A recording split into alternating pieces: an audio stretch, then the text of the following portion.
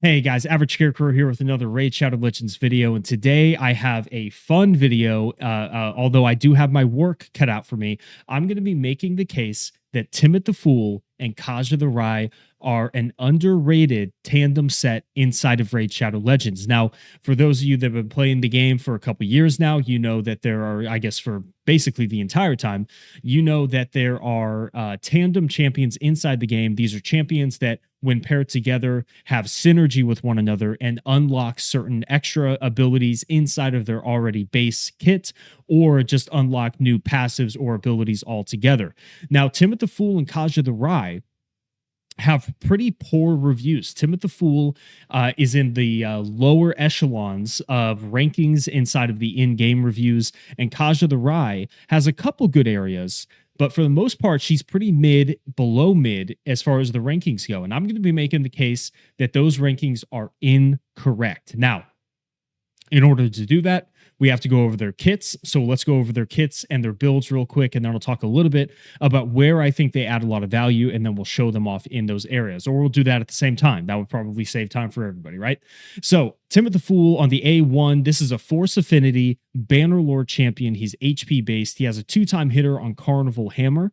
Each hit heals this champion by 10% of their max HP, and if the target has no active buffs, each hit also fills his turn meter by 10%. So a potential 20% turn meter fill and a heal, guaranteed heal, and potential 20% turn meter fill is really powerful, and it synergizes with his A2 here. Attacks all enemies. This is test your strength on a 4-turn cooldown when booked. Decreases the duration of all enemy buffs by 3 turns. If there are no enemies with active buffs, grants an extra turn, but always grants an extra turn if Kaja the Rye is on the same team, even if there are enemies with active buffs. Now, without the synergy with Kaja the Rye, this is already a really good ability.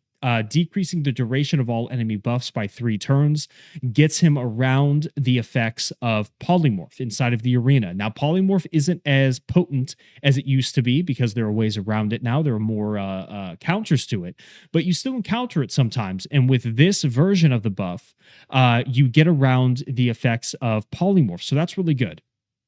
And with the synergy with Kaja the Rye, you get around protected buffs. Now, that's one counter to this ability.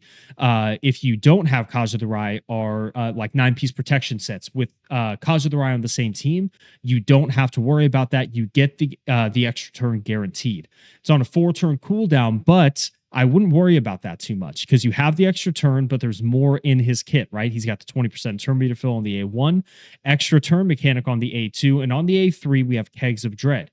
This is also on a 4-turn cooldown. Attacks all enemies before attacking, places an increased accuracy on all allies for 2 turns, and then places a True Fear on all enemies for 1 turn. Okay, increase accuracy, True Fear, that's good. Because it helps him place his debuffs and also buff strip on the A2. But on the passive, we have Hideous Assistant. Whenever an enemy successfully activates a skill while they are under fear or true fear, fills Timit's turn meter by 10%, so more turn meter fill. But we have the second part of this passive that unlocks when Kaja is on the same team. Whenever an enemy skill does not activate because they are under a fear or true fear, places a provoke on that enemy for 1 turn. Only activates when Kaja is on the same team. So now we have turn meter fill, but on top of that, you have a double whammy here, because if they don't activate a skill, or if they do, sorry, you're getting a 10% turn meter fill. But if they don't, you're turning the fear into a provoke, which means that they're losing 2 turns. That's incredible crowd control. I'm not going to lie. It's incredible crowd control. He's got accuracy in all battles by 50. And I've got him in 1-star Nature's Wrath. This is good because it gives us 7,500 HP, which is good for both survivability and his damage. And he gets a bonus 6% damage for every debuff they successfully place. Now, he's got Fears on the A3. He's got Provokes on the passive. So we'll get that pretty much immediately, straight off the bat. So that's Timit the Fool's kit, guys. I actually think that it's a solid kit. Now, I want to be clear here. He doesn't deal a ton of damage. He's an HP-based champion. It's hard to make HP-based damage dealers do a lot of damage. But when you factor in the turn meter fills, the crowd control, the extra turn mechanics, I really do think that this is a solid kit, okay? Now, on the Masteries, I went ahead and I picked up a little bit of accuracy here. So pinpoint accuracy, charged focus, We've got Swarm Smiter, and then I picked up Lore of Steel for those base set stat bonuses, and then Spirit Haste on the tier 5 mastery because you don't really need Sniper. It doesn't work on crowd control debuffs, and also Master Hexer doesn't work on crowd control debuffs. And I couldn't get here to Lasting Gifts. So I went ahead and just picked up Spirit Haste as like a, hey, maybe someone will die and he'll get a little bit of speed. Not the end of the world. It's not great for him, but it's also not the worst. On the offensive side, I picked up Deadly Precision and Keen Strike for the crit rate, crit damage. I picked up Heart of Glory to inflict bonus damage by 5% when attacking with full HP. He's got Healing with Kaja the Rai and on his A1, so he's at full HP a lot. I've got Whirlwind of Death for bonus speed every time he kills an enemy up to 18. I've got Single Out, bonus damage against targets with less than 40% HP by 8%. And then I've got Opportunist, increases damage inflicted to targets with stun, sleep, fear, true fear, freeze, and petrification by 12%. Now he's got true fear in his kit, or fear, sorry. Is it fear or true fear? Oh my God, I can't believe I just already forgot that. True fear. Oh my God, what am I thinking? He's got true fear in his kit, so he's going to get that bonus damage quite a lot over the course of the fight. I've got him in Methodical for bonus A1 damage up to 10%. I've got him in Kill Streak for bonus damage when he kills enemies up to 12% bonus damage. And then I actually picked up War Master on this guy because he doesn't hit super hard on his abilities.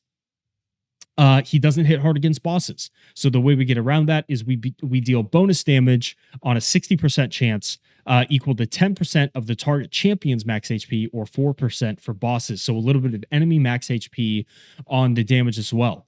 On the mastery, I actually went with Molten Deathbell. So we've got accuracy and defense, which is nice for this guy, but we also get the effect here. Wearer's turn meter increases by 10, 12, 14% when applying the True Fear debuff, but also when applying the Provoke debuff as well. So if they lose a turn and replace it with a Provoke debuff, he's going to get turn meter fill on that. So the Relic actually helps him boost out even more turn meter. He pumps out even more turn meter. And then on top of that, I have him in this gemstone. The wearer gains 10% turn meter after taking an extra turn. So he's going to go in with the A2, get an extra turn, either use the A3 or the A1. If he uses the A3, he's placing True Fears, so he's getting more turn meter. And then because of the Relic, he's getting even more turn meter. So this guy's a turn meter machine, man. And as far as the damage goes, in his case, it's really more about quantity over quality. He's not going to deal a ton of damage on any single ability, but because he has extra turns, because he's boosting his own turn meter by as much as he is, he's going to be pumping out turns left and right. And so it really does become a case of quantity over quality. On the build here, I have him 6-piece Merciless. Surprise, surprise. We're getting 35% ignore defense on this, but we're also getting a 30% chance to decrease a random skill's cooldown by 1 turn when dealing damage. So even more turn meter, I'm sorry, not turn meter, skill manipulation.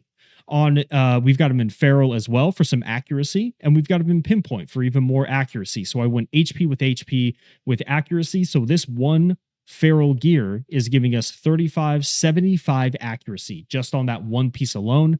And then here we've got crit damage with crit damage, and this is giving us another 20 accuracy as well. I'm a really big fan of the one-piece sets because with just 2 pieces, we're getting 60, 95 accuracy just out of those 2 pieces. I went with accuracy here because it's got triple speed. You could also go for HP. And then we're just going for the traditional damage dealing stats. So we want crit rate, we want HP percentage, and we want crit damage.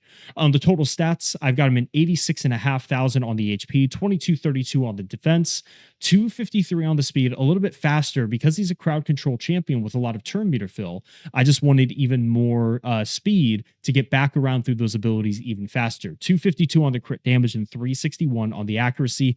A little bit low, but he's got increased accuracy as well, so that's going to boost that up a lot. Guys, that's Timit the Fool. I think an underrated kit. I think the reason why a lot of people don't like this guy is because he doesn't deal damage.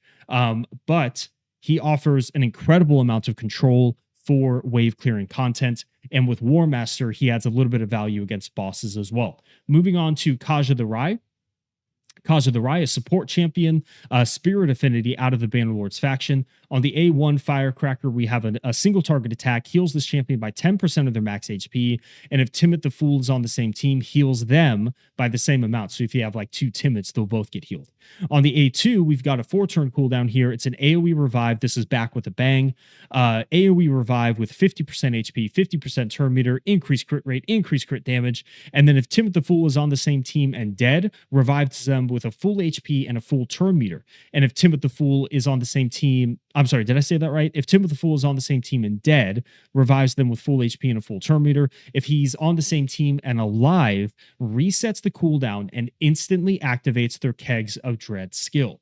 So we've got an AoE revive here, a pretty solid one with 50% HP, 50% turn meter, some damage dealing buffs. The increased crit rate, I don't really like all that much. I think that you could probably make, I mean, it's not horrible, but if I build all my damage dealers with 100% crit rate anyway, so for me, that's kind of a useless buff. I would much rather prefer like increase attack or increase defense, or maybe like a, I don't know, a veil or something like that, but it's still solid.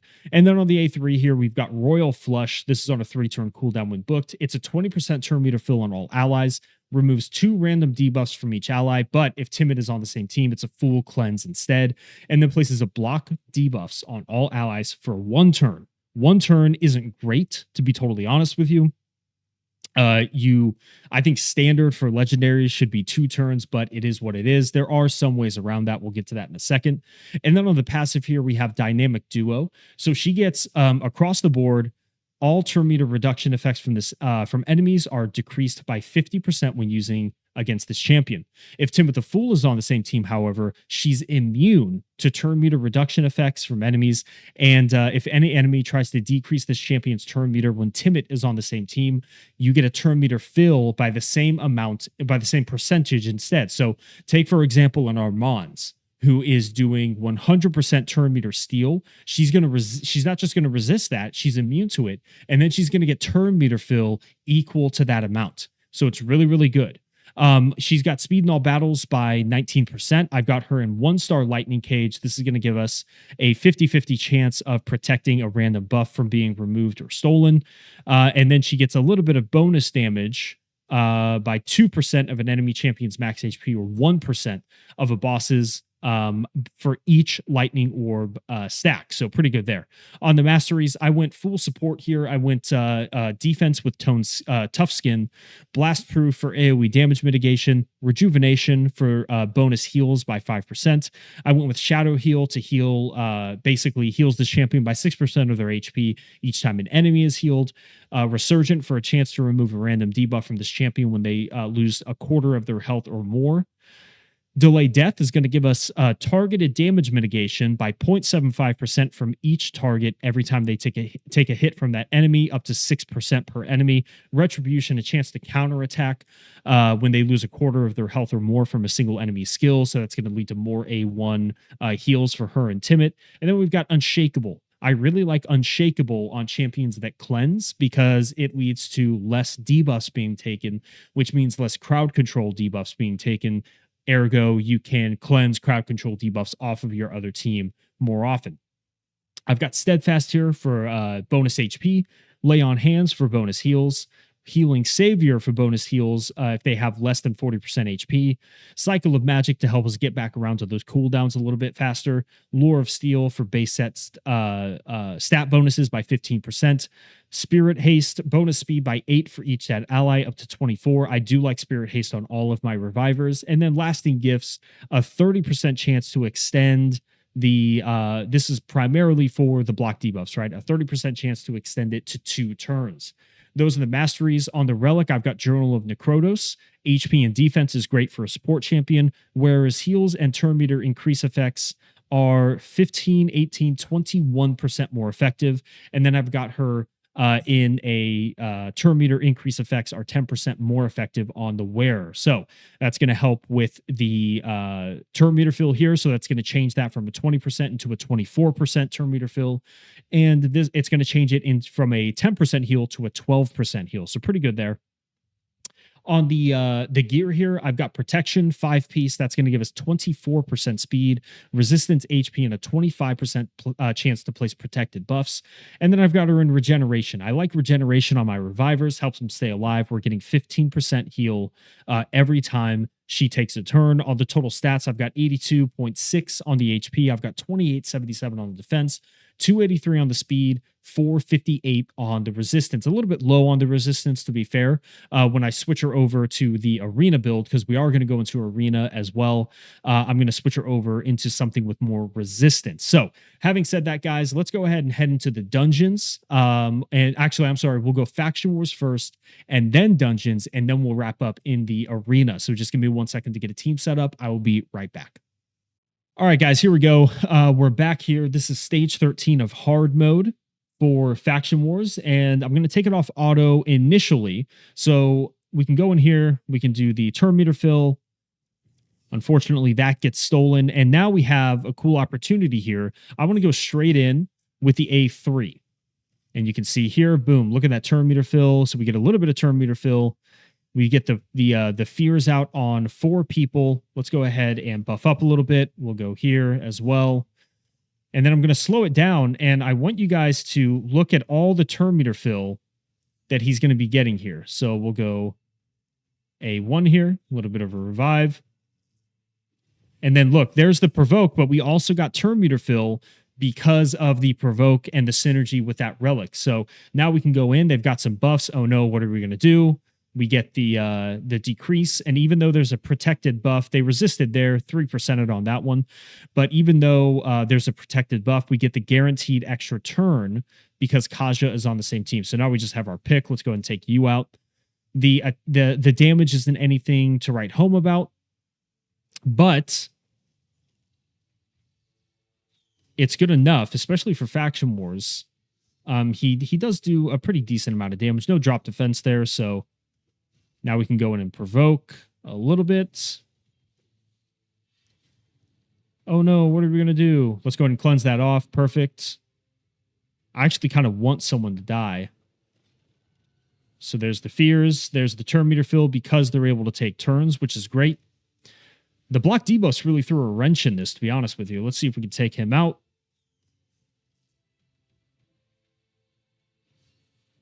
You're not controlled. There's the provoke. There's the turn meter fill. So now we're getting the provoke and the turn meter fill off of that passive. It's really, really good. There's more turn meter fill because of the passive. And that's it for wave 1. I'm actually going to restart now. And I'm going to play it on auto. And I'll let you guys just watch. And then I will see you back here at the end of the fight, okay?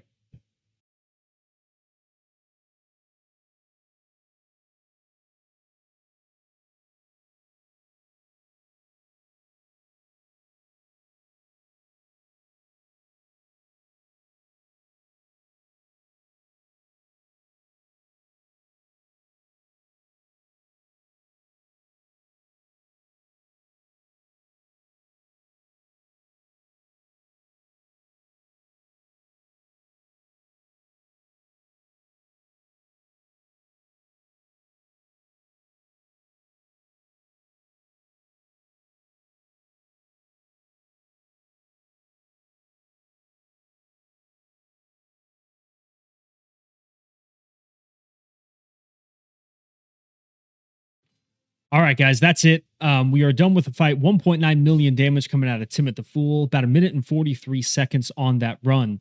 And I think it's important to call out that Timit the Fool's cooldowns, even when fully booked, are on 4-turn cooldowns.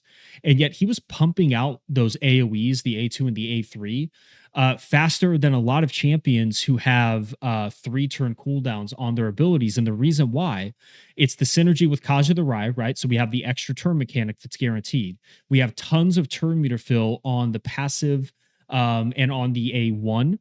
And then we also have the 30% chance of decreasing a skill's cooldown when he deals damage, and he deals damage on all 3 of his abilities. So you pair all of that together, and it's like I said, it really becomes a case of quantity over quality, where he may not be dealing like astronomical amounts of damage on those abilities, but because he's he's using them so frequently, the damage really starts to stack up after a little while. We get a nice little 6% haste glyph there, which is really cool. Some epic spiteful remains.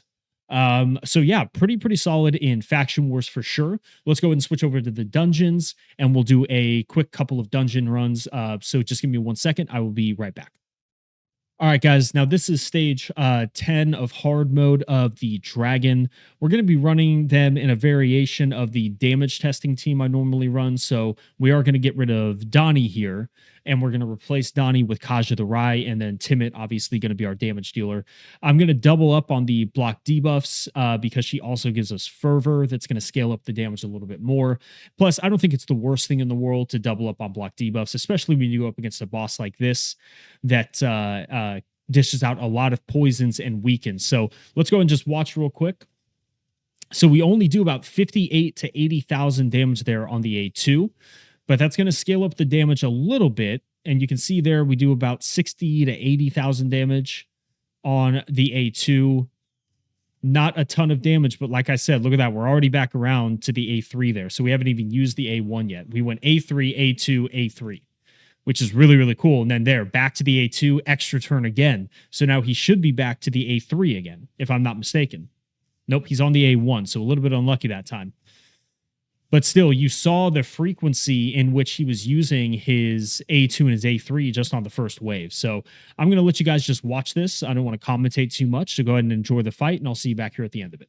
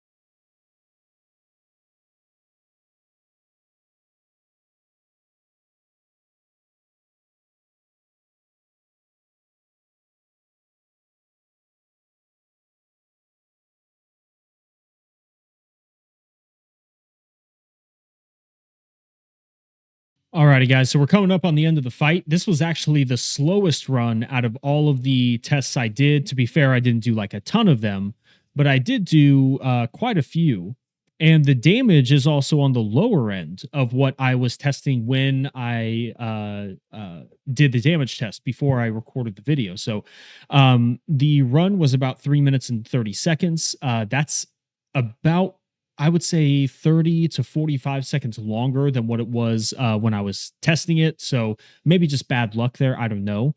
And also the damage wasn't horribly off, but the highest he got was 6.6 million damage. Now that's going to be the War Master having only a 60% chance. So you can see here, Lydia did 3.8 million damage. That's going to be primarily because she just got a little luckier on the War Master procs. So when I was testing him earlier, it was closer to about 3 million for Lydia, 6.8 million for Timit. So that one, not the best run I've seen of him as far as damage goes. But again, you can kind of just, as you're watching the fight, you can see like how frequently he's getting back around to those abilities. It's really cool. And it makes sense while playtesting him, because I think on the surface level, you might be like, well, 4-turn cooldowns are just too long.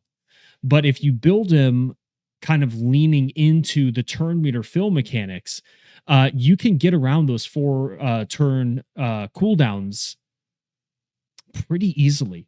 And then it helps, obviously, that I have him with Glorious Palace because she's got even more turn meter fill on the passive. But you saw even in Faction Wars with just the 20% turn meter fill from Kaja that he was still getting through those abilities super fast. So Give me 1 second, guys, so I can make a quick team for a couple of the other dungeons, and then we'll go in. We'll do a couple more tests inside of the dungeons, and then we'll switch over to the arena. Okay, I'll be right back. All right, guys, we are back here. We're gonna do Ice Golem. I'm sorry, Iron Twins. Ice Golem's next.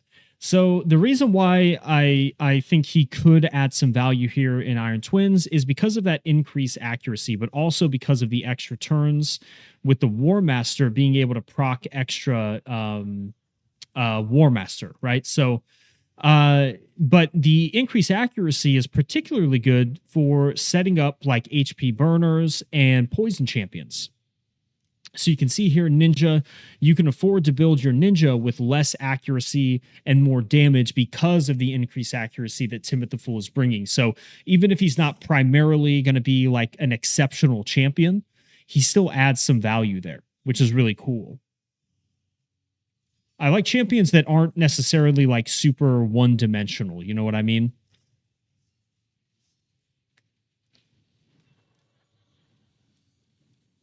And a pretty we're at a pretty quick run too. Just over a minute. My fastest is pretty quick, but a minute and 9 seconds is solid. Timit the Fool, 1.1 million. He actually, just because of the War Master, paired up with Ninja quite well at 1.265. So only 100,000 more coming out of Ninja, which is really cool to see. You can see the heals here. A lot of heals coming out of Kaja the Rai. So I'm a really big fan of that. Let's move on to the setup for the HP burners. I really like that. Let's move on to Ice Golem. Let's go hard 10. I actually didn't play test this one. I'm just curious to see how they do. So we're gonna go Helicath here for the block damage, and then I want to make sure that she's prioritizing the block revive here, and we definitely have enough accuracy to get the job done. So again, I'm just gonna let you guys watch here, and I'm just curious to see not primarily how much damage he does, but how many turns he's going to take. So enjoy the fight, and I will see you guys back here at the end of it.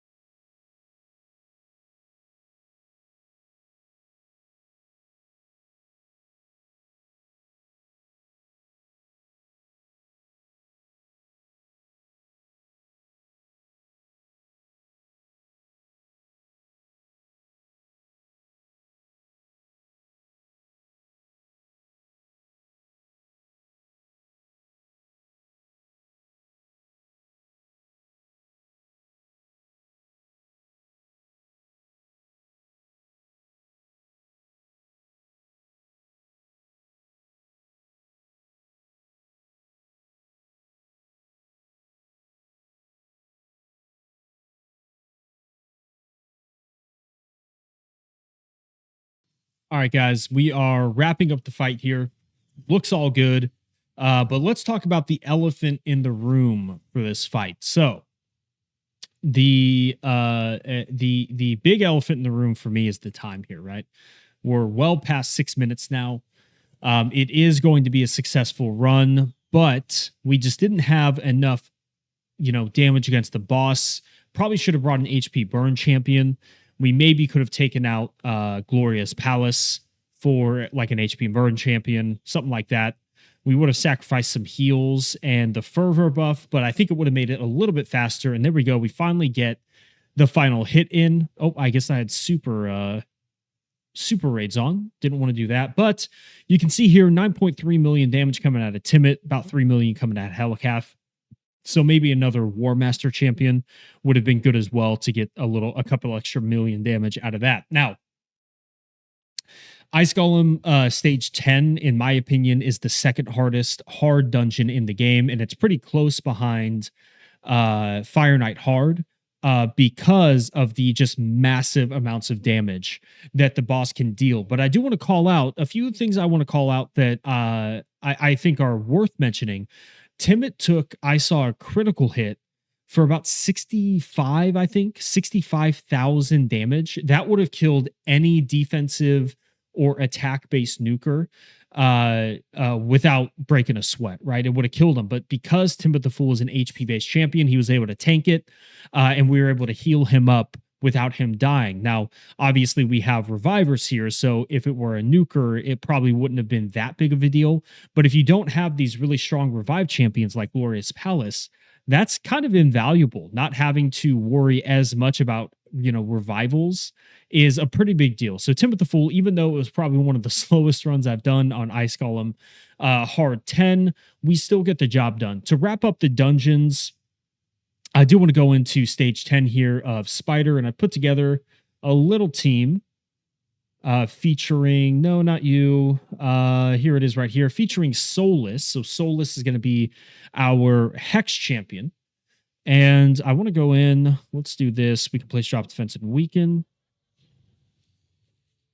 We can make sure that we turn meter boost past the boss. And then I want to go in. I want to place Hex. I want to place Fervor. But now I want to go in. I want to switch things around. I want to go A2 so that we get the extra turn. Let's slow it down. Let's see what we do here. Boom. So we don't quite kill everyone, but then we can go in with the A3 and boom, we get a bunch of kills right off the bat because of that extra turn mechanic. So I really like that. I like that ability. He doesn't get as big of a heal because of it, which is really cool. And now let's just go ahead and throw it on auto. And let's see if they can finish it off. I'm curious to see if they'll be able to finish it off. We should get a massive shield here. Yep, massive shield. Nobody's dying unless that shield wears off. I guess to be fair, Timit does have extra turn mechanics, so he'll burn through buffs a lot faster. So that is something to keep in mind. There we go. So we get the... Now we really need the Hex back out. But he might actually kill them now because he softened them up. No, he's going to get an extra turn. Interesting. So the extra turns for Spider, we're still going to get the job done, it looks like. Actually, maybe not. He's going to get a big heal here. Yep, he gets well, not a huge heal, but pretty substantial. So the extra turns and the turn meter boosting actually throws it off with the hexes. So because he's getting all the bonus speed, the bonus turn meter, and so on and so forth, he's actually cutting in line too frequently and causing it. See, he just did it, kind of just did it again. So it's pretty interesting, but it does look like he'll be able to get it done. Probably on this next go about, as long as he's got the AoE. There it is, and boom, we're done. So Spider Hard 10, obviously a hard dungeon as well. Not super hard in my opinion, but still 8.6 million damage, 4 million out of Solus, 2.5 out of Lydia. Guys, that's going to do it for the dungeons. I think I'm not going to go too far into Doom Tower because once you've seen them wave clear, once, you've seen him wave clear pretty much every time, right? Obviously, you're going up against different champions sometimes, so he might have more use cases in certain areas. So what I'll say is like there are some of these waves where you're going up against like super buff heavy teams. Like there's one, I don't know where it is exactly. Maybe it's 111 or 101, but there's one of these waves where there's like two oh god, what's her name? Two Siffies and like two Rhodoses. So being able to buff strip all of those buffs out of away from them is invaluable, of course. But I'm not going to go ahead. I'm not going to go and do that. Instead, I'm going to rebuild them real quick in their arena builds, and then we'll test them out to see how they do in Gold 5 Arena. So just give me one moment. I'll be right back. All right, guys, real quick. I only decided to change one of their builds, and we're going to be going with Kaja the Rai in 9-piece Mercurial. Now, this is, I mean, I'm seeing Mercurial a lot more in Gold 5 Arena. It's not exactly meta in Gold 5 Arena. I think people are still working on building really good sets. However, I do have at least one really good set of Mercurial 9-piece, so we get 3 total guard stacks at the start of each round, which blocks all incoming damage and any associated effects. And then if she loses her total guard at the end of her turn, she gets another stack of total guard. So with Kaja the Rai, we have less on the HP now, 54,000, more on the defense though at 4,000, but then we've got 348 speed. So pretty solid speed when you consider the fact that she essentially gets 3 free hits before she starts taking any damage or effects. So let's go ahead, and the teams I checked, the teams aren't super crazy. This looks like a pretty good one. So we'll try this team out. There's a lot of buffs on this team, a lot of damage mitigation. They're going to have a lot of stone skin, right? So we can go in and try to, okay, well, she strips away all of the stone skin. There we go. Okay, so we get some more buffs here. So let's go ahead and we'll go after Raglan first. And now we can go buff strip here. Boom. We actually killed both of them right off the bat. That's a super squishy team. And then we can go here. Unfortunately, we get resisted. So still not enough, even with the increased accuracy, but that's fine. We can throw it on honor now. I think we're good. Well, maybe not. The Raglan is going to get the revive now and reset. So now we have to worry again about the revive on Duchess. So hopefully the true fear procs, or we kill her beforehand. We do with the ally attack. Now, I do like running Timit with an ally attacker because it's going to lead to more turn meter fill on the A1. So I'm a big fan of that. I can't stand Fabian teams. I'm just going to keep it a buck with you guys. I don't like fighting Fabian teams. So let's go ahead and try to find somebody else. How about a Ninja Turtle team? These guys are pretty busted. They don't have any stone skin, so we got to be careful here because we're going to trigger that passive. He's going to come in. No, he doesn't. So we can go here. We can strip away at the stone skin. Boom. HP-based nuker. He's harder to kill. Love to see it. All right, there's the total guard. Now we can go in here, revive, full turn meter. Unfortunately, he was dead, so we don't get the instant activation, which is a little bit of a bummer. But we can do this. Perfect. And no, never mind. So, but he doesn't have the counter attack anymore, which is good. Man, Leo is a nightmare. There's the buff strip, and then he heals again. Oh my gosh, I know what they have him in. That's so broken. They've got him in what's that relic called? They've got him in Golden Elixir. So look, he's gonna get the stone skin again. He's got it again. That is crazy. Oh my goodness. Okay, we're good now because he's not going to be able to heal enough. Oh, well, maybe not because he's got the unkillable now. That's wild. That's such a good build on Leo. Golden Elixir. So it triggers the passive over and over again because he keeps filling up his HP past 50%, and he's just going to Okay, so I think we're good. We're gonna get the extra turn. What a good build on Leo, man. That's a little unconventional, but what a good build. All right, here we go. Another tanky team. He just kept healing just over 50%. So I want to go in and I actually want to try to take out Donnie because Donnie is an incredible champion. So we trigger the passive, which is good. Mikage, really good for countering Total Guard. They've already stripped it away. But now look, so he synergizes well with Queen of Hearts, not just because of the ally attack, but also because of the passive. So we place the fear with Queen of Hearts, it triggers, and then Timit replaces it with a provoke. I really like that. Let's go ahead and go in. We probably should have gone with the A2, actually, now that I'm thinking about it, because we already had the fears up. And that's going to be not all she wrote.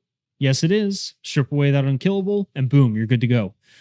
So here we go.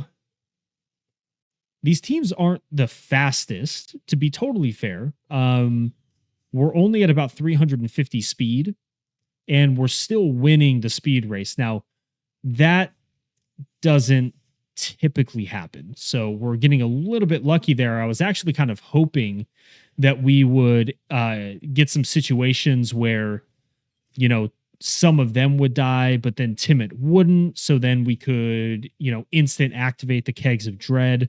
But it's fine. We'll go in here. Weak hits. I can throw it on auto. So you can even see in arena, it's a pretty powerful combo. 9-piece Mercurial is going to be incredible for Kaja. But you can go here. Odin, very powerful champion. Let's go ahead and start True Fearing. We don't get the True Fear. I actually don't want to use the buff. I actually don't want to use the cleanse here because, oh, she resisted as well. So that's good. So now we can cleanse. And nothing we can do. Odin has that block damage. So now, oh, he's just counterattacking every time. Look at that. Okay, let's go in here. We're going to get full turn meter now. But it's not an instant turn. So you see that they still took turns there. Let's go ahead with the control. And we actually do enough damage there to kill everybody. So now that's pretty much going to be it. Fight's over.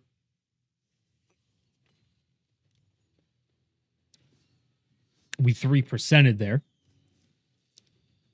Didn't get the buff strip. Why not, right? Why not just try it out? Marius is going to annihilate us, I think. We strip away a couple. Look at that. We got the True Fear. Love to see it. We have to go after Duchess here. Let's try to buff strip, even if it's just a little bit. Nice. There's the provoke. So we're controlling Marius. So it's not over yet. This is okay. All right. But we'll get the full turn meter here. Let's go in. Yeah, just with the A1. And yeah, that's gonna do it. Oh well, it was worth a shot. It was worth a shot. Whatever. It was worth a shot. Let's refresh one more time. Look for another interesting fight. We've got a Siffy. Here we go with the what am I thinking? What's his name? Armand's. And I'm curious, is he gonna go first?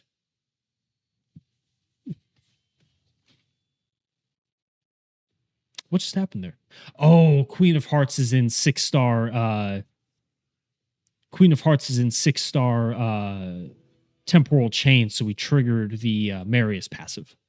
So that's a bit of a bummer, but we can go in, and then we do. I think we did get the turn meter there.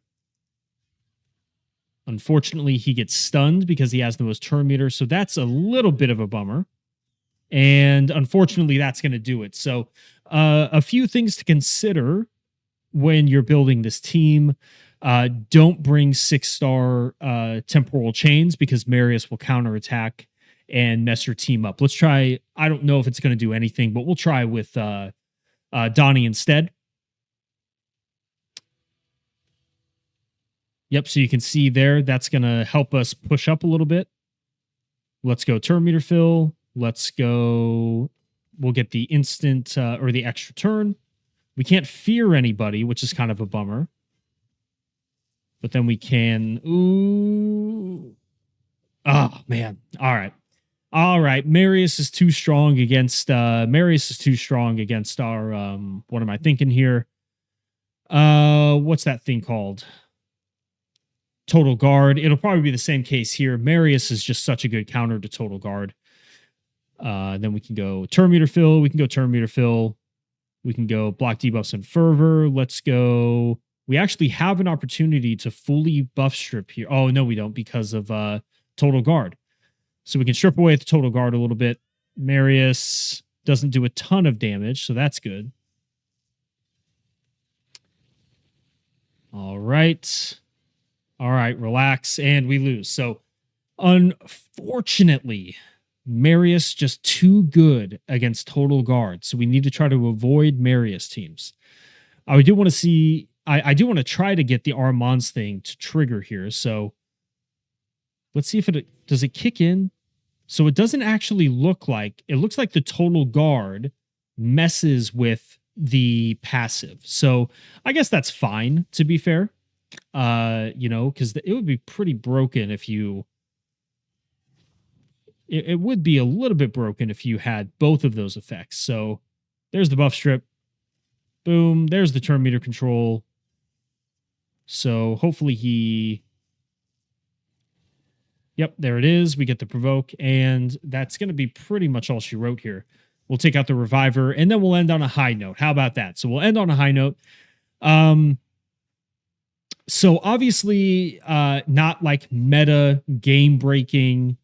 No, it's no Taurus Marichka, right? And I think that's the point that I want to make here at the very end of the video, which is there's a lot of duo champions in the game right now. You've got Taurus Marichka, you've got Kaja Timit, you've got Ancora with White King Narcissus, you've got Solinar the Gleaming with Naldua, you've got, Venus and Cupidus. You've got all of these companion champions. I'm sure I'm even missing some. And while I wouldn't put Timit the Fool and Kaja the Rai on the same level as like a Naldua and a Solinar or a Taurus Marichka or even Ancora and White King Narcissus, I think I proved my case here that these two together actually are bringing quite a lot of value onto the table. Lots of versatility, there's healing, there's turn meter boosting, reviving. They bring a lot of essential stuff to the table. And Timit the Fool is very much a case of quantity over quality. I like that. I think that's the right saying for this guy. We've got turn meter on the relic.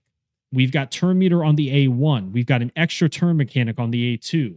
We've got crowd control on the A3. We've got turn meter fill if the crowd control procs.